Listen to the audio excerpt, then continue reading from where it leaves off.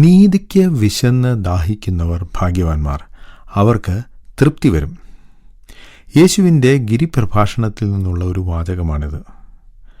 മിക്ക ആളുകൾക്കും ജീവിതത്തിൽ ഒരു ലക്ഷ്യമുണ്ട്.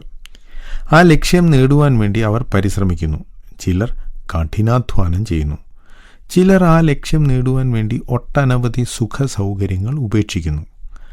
ആളുകൾ ഇങ്ങനെയൊക്കെ ചെയ്യുന്നത് അവരുടെ ലക്ഷ്യം നേടിയാൽ അവർക്ക് ജീവിതത്തിൽ തൃപ്തി ഉണ്ടാകും എന്ന പ്രതീക്ഷയിലാണ്. എന്നാൽ ഇങ്ങനെ അനേക വർഷത്തെ കഠിന പ്രയത്നം കൊണ്ടും അതികഠിനമായ ശിക്ഷണത്തിൽ നിന്നും ആ ലക്ഷ്യം നേടിയവരോട് ഒന്ന് ചോദിച്ചാൽ അവർ പറയും, ഞാൻ പ്രതീക്ഷിച്ച അത്ര സംതൃപ്തിയൊന്നും ഞാൻ ലക്ഷ്യം നേടിക്കഴിഞ്ഞപ്പോൾ എനിക്ക് തോന്നിയില്ല. ഇതാണ് പൂന്താനം തൻ്റെ ജ്ഞാനപ്പാനയിൽ പറഞ്ഞത്. 10 ഇട്ടുകിൽ 100 മതിയെന്നും 100 വാകിൽ 1000 മതിയെന്നും 1000 പണം കയ്യിലുണ്ടാകുമ്പോൾ അയുധമാകിൽ ആശ്ചര്യമെന്നതും ആശയാലുള്ള പാശമതിങ്കെന്ന് വേർവിടാതെ കരയേറുന്നു മേൽക്കുമേൽ. ഇതല്ലേ നാം നമുക്ക് ചുറ്റും കാണുന്നത്?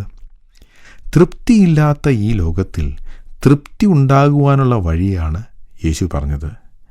നീതിക്ക് വിശന്ന് ദാഹിക്കുക എന്നുവെച്ചാൽ അനീതി നിറഞ്ഞ ഈ ലോകത്തിൽ നീതിയായി ജീവിക്കുവാൻ അതിയായി ആഗ്രഹിക്കുക. അതാണ് വിശന്ന് ദാഹിക്കുക എന്നതിൻ്റെ അർത്ഥം. നീതിക്കു വേണ്ടി അങ്ങനെ ആഗ്രഹിക്കുന്നവർക്ക് തൃപ്തി വരും.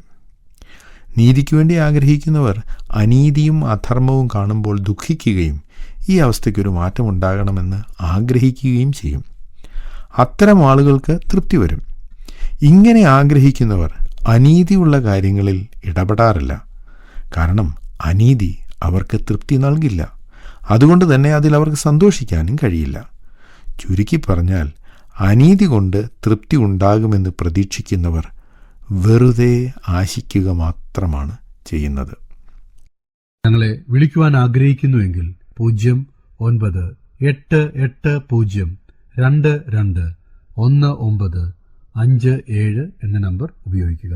എല്ലാ ബുധനാഴ്ചകളിലും വെള്ളിയാഴ്ചയും രാവിലെ 11 മുതൽ 12 മണി വരെയുള്ള സമയം ഞങ്ങൾ നിങ്ങൾക്കായി പ്രാർത്ഥിക്കുന്നു. പ്രാർത്ഥനയ്ക്കായി വിളിക്കേണ്ട ഫോൺ നമ്പർ 079960010203.